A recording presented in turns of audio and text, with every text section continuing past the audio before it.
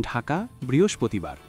প্রধান উপদেষ্টা অধ্যাপক মোহাম্মদ ইউনুস আগামী ফেব্রুয়ারিতে অনুষ্ঠেয় জাতীয় নির্বাচন ও গণভোটকে সামনে রেখে সশস্ত্র বাহিনীর সদস্যদের ঐতিহাসিক ভূমিকা পালনের আহ্বান জানিয়েছেন।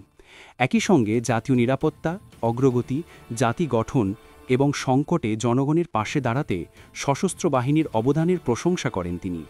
বৃহস্পতিবার রাজধানীর মিরপুর সেনানিবাসে ন্যাশনাল ডিফেন্স কলেজে আয়োজিত ন্যাশনাল ডিফেন্স কোর্স (NDC) এবং armed forces war course (AFWC) 2025-এর সমাপনী অনুষ্ঠানে বক্তব্যে প্রধান উপদেষ্টা এসব কথা বলেন। তিনি বলেন, বাংলাদেশের নিরাপত্তা, অগ্রগতি ও জাতি গঠনে সশস্ত্র বাহিনীর অবদান সত্যি প্রশংসনীয়। দেশের সুরক্ষা নিশ্চিত করতে আপনারা যে ত্যাগ ও নিষ্ঠা প্রদর্শন করেছেন তা দৃষ্টান্তমূলক। আগামী নির্বাচন ও গণভোটে সশস্ত্র বাহিনীর ভূমিকা প্রসঙ্গে তিনি বলেন, আগামী ফেব্রুয়ারিতে আমাদের জাতীয় নির্বাচন ও গণভোটে সত্যি একটি ঐতিহাসিক ভূমিকা পালন করতে হবে। এটি শুধু একটি ঐতিহাসিক মুহূর্ত হবে না, বরং শান্তিপূর্ণ ও উৎসবমুখর পরিবেশে ভোট গ্রহণ নিশ্চিত করবে।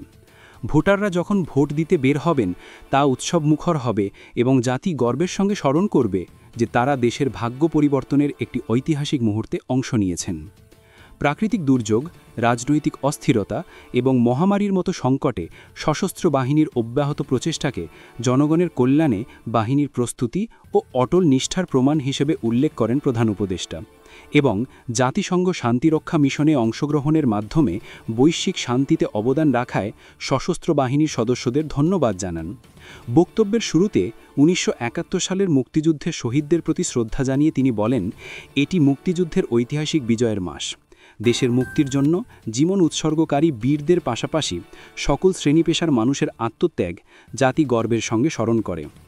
তিনি জুলাই গণ-অভ্যুত্থানে নিহত ও আহতদের প্রতিও সম্মান জানান এবং বলেন, জুলাই গণ-অভ্যুত্থানকে সম্ভব করা শিক্ষার্থী ও দেশবাসীর প্রতি তার গভীর শ্রদ্ধা, যারা নতুন বাংলাদেশের স্বপ্নের সঙ্গে জীবন উৎসর্গ করেছেন কিংবা আহত হয়েছেন।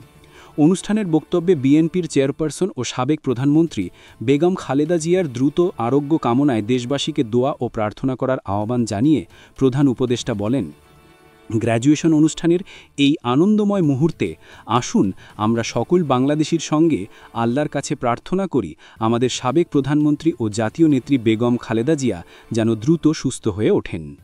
পরে স্নাতক সম্পন্ন করা আধিকারিকদের অভিনন্দন জানিয়ে তিনি বলেন, ন্যাশনাল ডিফেন্স কোর্স এবং আর্মড ফোর্সেস ওয়ার কোর্স সফলভাবে সম্পন্ন করা একটি গুরুত্বপূর্ণ অর্জন, যা জাতীয় নিরাপত্তা, রাষ্ট্র পরিচালনা, নীতি প্রণয়ন, কৌশলগত সিদ্ধান্ত এবং জাতীয় উন্নয়নের জটিলতা বোঝার সক্ষমতা বৃদ্ধিতে সহায়ক হবে।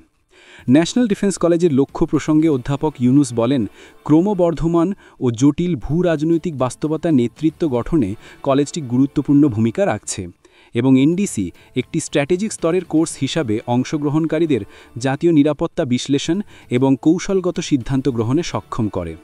তিনি আরও বলেন, এশিয়ার দিকে অর্থনৈতিক কেন্দ্রীকরণের গুরুত্ব বাড়ছে এবং বাংলাদেশ কৌশলগত অবস্থানের কারণে অনন্য সুযোগের মুখে দাঁড়িয়ে আছে। ভবিষ্যৎ নেতৃত্বের দায়িত্ব হল এই ভূরাজনৈতিক সুবিধাকে কাজে লাগিয়ে দেশের টেকসই বৃদ্ধি ও উন্নয়ন নিশ্চিত করা। আপনি দেখছিলেন এনএলবি নিউজ। সাথে থাকার জন্য ধন্যবাদ। পরবর্তী আপডেট জানতে এখনই সাবস্ক্রাইব করুন আমাদের চ্যানেল। ধন্যবাদ।